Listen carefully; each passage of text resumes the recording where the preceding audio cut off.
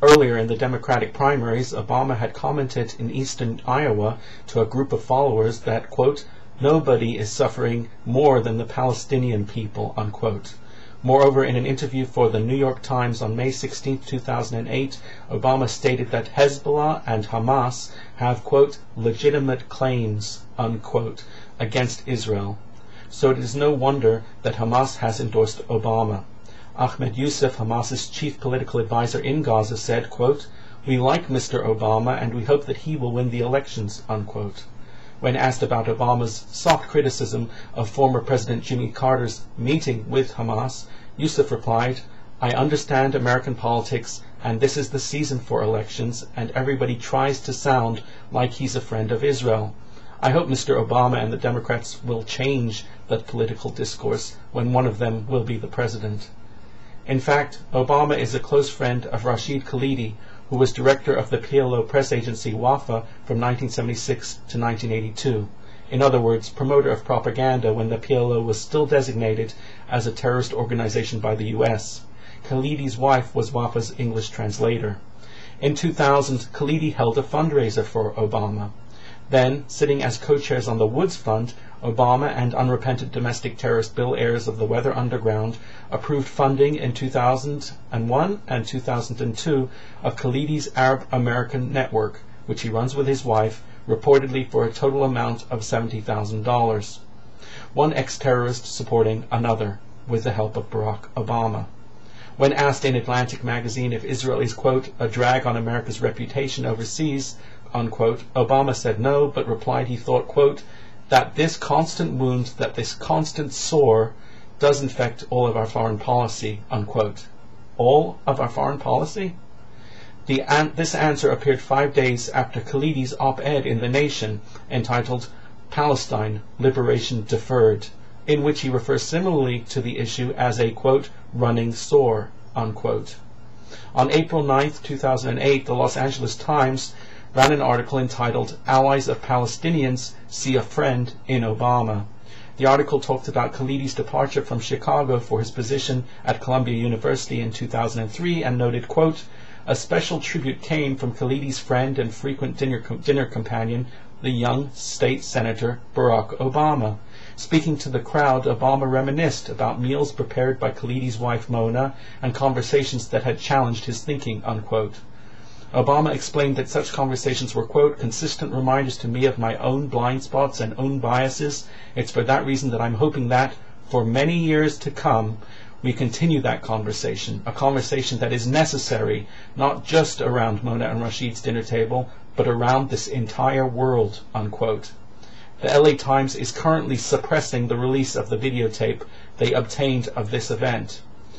Now, Khalidi endorses Obama for president, quote, "because he is the only candidate who has expressed sympathy for the Palestinian cause," unquote, and praises him for, quote, "saying he supports talks with Iran," unquote.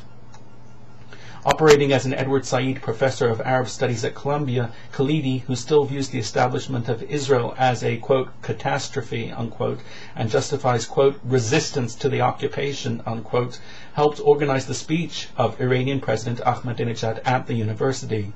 Meanwhile, Obama's campaign finance chair, Penny Pritzker, owns the Hyatt Hotel that recently hosted a special reception and dinner to honor Ahmadinejad, who has called Israel a, quote, "stinking corpse," unquote, that needs to be, quote, "wiped off the map," unquote. For the left-wing interfaith gathering preceding the Democratic convention, the Obama campaign invited Ingrid Mattson, a convert to Islam and president of the Islamic Society of North America, ISNA, to speak. Mattson's group is considered by the U.S. Department of Justice to be a front organization for the Muslim Brotherhood and to be, quote, "an unindicted co-conspirator in a terrorism financing conspiracy," unquote, in a case against officers of the Holy Land Foundation, which was alleged to have funneled money to Hamas. ISNA does not support democracy. It supports the overthrow of the U.S. government and an installation of a Muslim one with Sharia law. Indeed, the Muslim Brotherhood states its mission to be, quote, "a grand jihad in eliminating and destroying the Western civilization from within and sabotaging its miserable house by their hands," unquote. Mattson's group is so extreme that it has been condemned by other American Muslim groups such as the American Muslim Congress, the Center for Islamic Pluralism, the American Islamic Forum for Democracy, and the International Quranic Center. They explain that ISNA holds to a radical Wahhabist doctrine and that despite ISNA's claims, the group is extremely hostile to Jews. Mattson has publicly written, quote, "The American government has not criticized sufficiently the brutality of the Israeli government, believing that it needs to be supportive of the Jewish state. The result is that oppression, left unchecked, can increase to immense proportions until the oppressed are smothered with hopelessness and rage," unquote. Not surprisingly, when asked in a debate during the Democratic primaries to name America's allies, Obama left Israel off the list until prompted by the moderator. On the other hand, Obama has explained in presidential debates that he would meet with the leader of Iran without preconditions. He also opposed the Kyle Lieberman Iran Amendment, a non-binding congressional resolution to designate as a terrorist organization the Iranian Revolutionary Guards, who aid and supply Hamas and Hezbollah.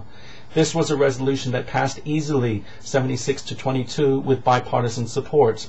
Obama's running mate, Senator Joe Biden, also opposed it. Not long ago, Israel Army Radio quoted Biden as having told senior Israeli officials behind closed doors that, quote, "Israel will have to reconcile itself with the nuclearization of Iran," unquote.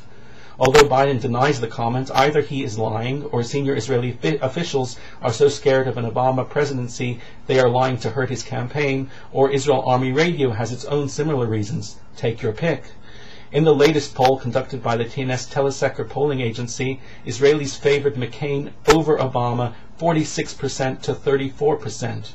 There are reasons why Joe Lieberman, the Democrat Party's candidate for vice president in 2000, is now opposing the Democratic ticket. For his visit to the Middle East, Obama chose to take along Senator Chuck Hagel, yet another senator who opposed the Iran resolution. Hagel has said that although America has a, quote, "special and historic," unquote, relationship with Israel, quote, "it need not and cannot be at the expense of our Arab and Muslim relationships," unquote. Consistent with these views, former top aide to Jimmy Carter, Zbigniew Brzezinski, now an Obama advisor, has welcomed the writings of John Mearsheimer and Stephen Walt, who co-authored the book, The Israel Lobby. In a nutshell, the book claims that AIPAC and Jews in general wield undue power and influence in Washington.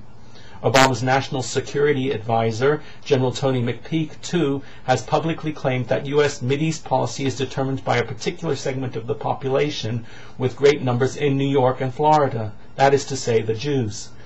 And according to Jesse Jackson, whose son, Jesse Jr., has been working as the co-chair of Obama's presidential campaign, Obama will stop the influence of, quote, "Zionists who have controlled American policy for decades," unquote, and end, quote, "decades of putting Israel's interests first," unquote.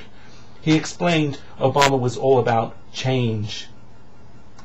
Jimmy Carter once was the darling of Jewish voters. He was a Democrat, and he seemed very well-intentioned.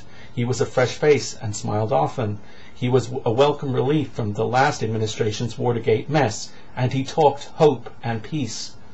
It was only much later that most Jews could see clearly what an anti-Semite Jimmy Carter actually was, the person who helped write Yasser Arafat's first speech to the UN and journeyed to lay a wreath at his grave, the man who would formulate book-length lies about Israel, yet coddled the world's worst dictators. Iran had been allowed, under his watch and with his approval, to fall to Islamic extremists, something which would usher in the spread of Islamic terrorism around the globe for decades to come and cause great suffering within Israel. Don't be fooled once again by the idealistic-sounding rhetoric, the nice smile, the relaxed manner. Barack Obama's thinking is dangerous. These associations are not mere coincidences. They all share much of the same anti-Israel worldview, a view that Obama himself also shares. You have been warned. Now send this link to all your friends and family in Florida, Ohio, Pennsylvania, Nevada, Virginia, and anywhere else. Thanks. Catch you later.